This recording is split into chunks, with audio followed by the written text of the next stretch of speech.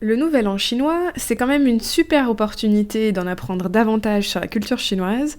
Alors si vous souhaitez plonger dans l'univers des arts asiatiques, je vous recommande de vous rendre au Centre culturel de Chine à Paris. Il y a deux expositions à ne surtout pas manquer. La première s'intitule Reflet d'humeur. Elle met à l'honneur l'impression à l'eau sur planche de bois. C'est un savoureux mélange entre art contemporain et technique artisanale traditionnelle chinoise. Ces œuvres sont signées par trois artistes chinois de renom, mais dépêchez-vous parce que vous n'avez plus que jusqu'au 6 février pour en profiter. La deuxième exposition, quant à elle, célèbre le serpent, puisque vous le savez, cette année est placée sous le signe du serpent de bois. Après un concours qui a réuni plus de 4000 créations, les œuvres primées sont exposées pour le plus grand plaisir des visiteurs, une fois de plus, au Centre culturel de Chine à Paris. Vous avez jusqu'au 15 février pour en profiter, alors notez-le bien dans vos agendas. Bonjour, je m'appelle Emeline et je vous souhaite la bienvenue sur Cross Culturel. Ici, vous entendrez des témoignages, des faits divers, et puis des histoires, tout simplement, en lien avec les différences culturelles. Si cette thématique vous intéresse, pensez à vous abonner, comme ça vous recevrez une notification quand je sortirai de nouveaux épisodes. Et à présent, prenez place pour ce 8e épisode. Vous avez été très nombreux à vous demander le lien entre les festivités du Nouvel An chinois et la religion. Quentin va répondre à toutes nos questions.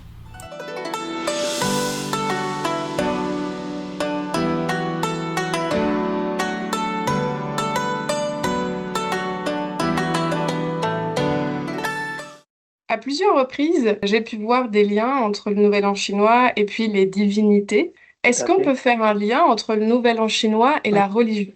C'est une question qui est beaucoup posée sur Internet parce que on a tendance, nous, quand on parle de divinité, à associer ça un peu à de la religion. Est-ce que tu peux nous expliquer comment est-ce que tu vois les choses? Alors, à mon humble avis, parce que je suis pas spécialiste à ce sujet, mais je pense que le Nouvel An chinois, c'est pas intrinsèquement une fête religieuse. Après, la fête du printemps, c'est fortement influencé par des valeurs spirituelles, des croyances traditionnelles et des pratiques qui reflètent vraiment l'influence de différents philosophes ou des religions présentes dans la culture chinoise. Par exemple, on pourrait parler un petit peu des racines agricoles et cosmiques. En effet, le Nouvel An chinois, c'est un cycle agricole. C'est pour ça que les populations rendaient vraiment hommage aux forces naturelles et célestes pour demander une année prospère. C'est pourquoi il y a des rituels pour honorer les dieux de la terre et de la moisson. Et le Nouvel An chinois, c'est aussi l'occasion de chasser les mauvais esprits. Il y a de nombreuses traditions comme l'allumage des pétards. Ça vise à éloigner les forces négatives, ce qui reflète également des croyances spirituelles, mais sans être directement religieuses. J'ai partagé avec toi une petite vidéo que j'invite également à tout le monde de découvrir plus tard. Il s'agit d'une légende sur le Nien. C'est une créature mythique qui est très très mal vue, qui fout un petit peu le bordel pour les villageois, voilà. Et pendant le Nouvel An, on a de différentes traditions pour le chasser, voilà. Là, on a parlé des croyances. Après, il y a aussi l'influence des grands philosophes. Par exemple, dans le confucianisme, le Nouvel An, ça met en valeur vraiment la piété filiale que j'ai évoquée tout à l'heure, l'harmonie, le respect des ancêtres qui sont considérés vraiment comme essentiels dans le rituel du Nouvel An. Après, quand on parle de l'harmonie, il ne faut pas oublier le taoïsme, parce que le taoïsme, ça met énormément d'importance sur la quête de l'harmonie entre l'homme et l'univers. Après, je pense que il y a aussi ce côté de rituels familiaux, c'est-à-dire on rend vraiment hommage aux ancêtres. Par exemple, les familles, traditionnellement, ils vont brûler de l'encens et offrent de la nourriture aux ancêtres pour exprimer un respect et une gratitude profonde envers les générations passées. Et il y a aussi les coutumes de vénération des divinités locales. Par exemple, dans beaucoup de régions, on parle du dieu de la cuisine. Mais là, en fait, la vénération du dieu de la cuisine, c'est souvent avant le réveillon, mais ça fait quand même partie des coutumes de la fête du printemps. Voilà. Du coup, on pourrait dire que c'est pas forcément une fête religieuse, mais plutôt une fête de diversité, une fête culturelle. Il y a beaucoup de coutumes, beaucoup de traditions qui varient d'une région à l'autre. Donc là, en fait, ce qui est assez intéressant, c'est qu'effectivement, c'est pas une fête religieuse, mais il y a quand même tout un champ lexical lié à voilà, la prière, aux divinités. Est-ce que tu peux un peu nous expliquer, justement, tu as parlé du dieu de la cuisine, quels sont justement ces dieux, ou esprits d'ailleurs, auxquels vous faites des prières pendant le Nouvel An chinois? Je pense que là, ici, je pourrais citer quelques divinités qui sont les plus importantes. Parmi eux, il y a, par exemple, le dieu de la cuisine que j'ai évoqué tout à l'heure. C'est une divinité domestique chargée de surveiller les foyers et de rapporter les actions des familles à l'empereur de Jade au ciel. Donc souvent une semaine avant le Nouvel An, les familles vont brûler une image de Zhao Wangye, donc le dieu de la cuisine, pour l'envoyer au ciel. Du coup, on lui offre également des douceurs comme du sucre pour qu'il donne un rapport favorable sur la famille.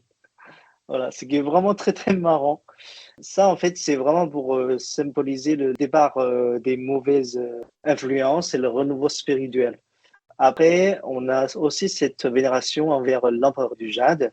Donc, l'empereur du Jade, c'est vraiment considéré comme le souverain céleste dans la mythologie chinoise. Je pense que c'est une figure très, très importante dans les rituels taoïstes. Souvent, pour les personnes qui le font, ils vont le faire le 9e jour du Nouvel An. En effet, c'est une date qui est associée à son anniversaire. Et là, encore une fois, en fait, il est vénéré, mais aussi pour accorder des bénédictions, la paix et la prospérité.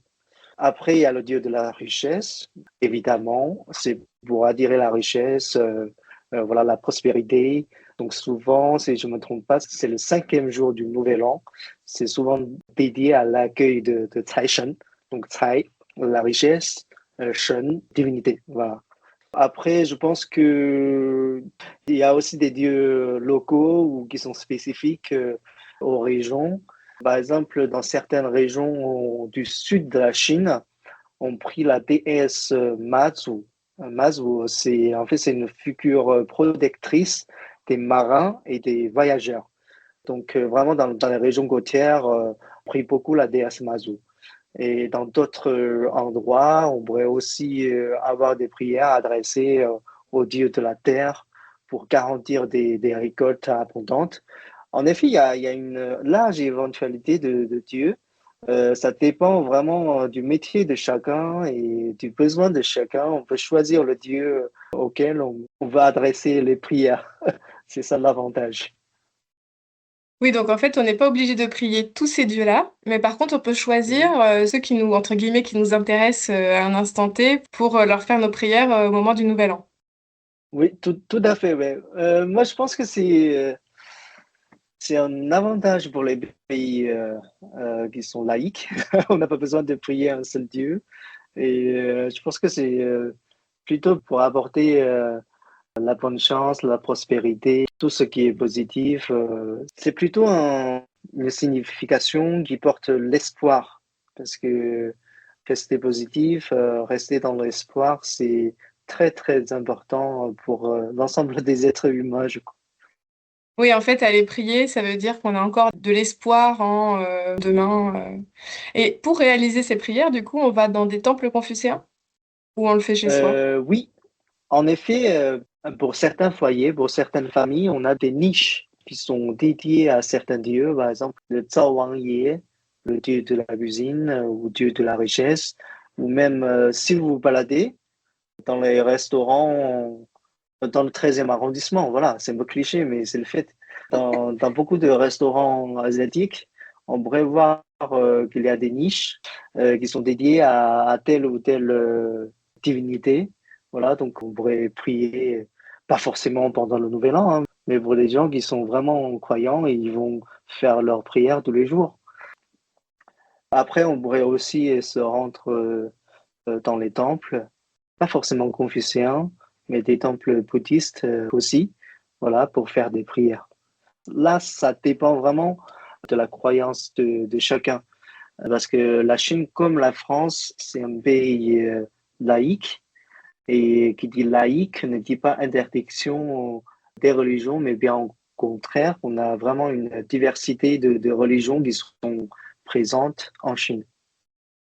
Oui, donc en fait, il y a une toute petite frontière assez mince entre le fait de croire culturellement en certains dieux et faire nos prières pendant le Nouvel An, et aller de façon répétée dans les temples pour aller faire des prières tout au long de l'année, ce qui se rapproche un poil plus de la religion en fait. Oui, tout à fait. Je pense que c'est comme les messes, on les fait Hmm. pas toutes les semaines, mais je pense que pour le Nouvel An ou pour le Noël, c'est vraiment une occasion très très importante pour les chrétiens. Donc comme vous pouvez le voir, c'est pas toujours très clair la différence entre religion, croyance ou culture. On peut prier des dieux comme le dieu de la cuisine sans considérer que ce soit une religion. C'est juste que dans notre tête cartésienne, et je dis ça en m'incluant bien entendu, on a tendance à vouloir dire c'est de la religion ou ça n'en est pas.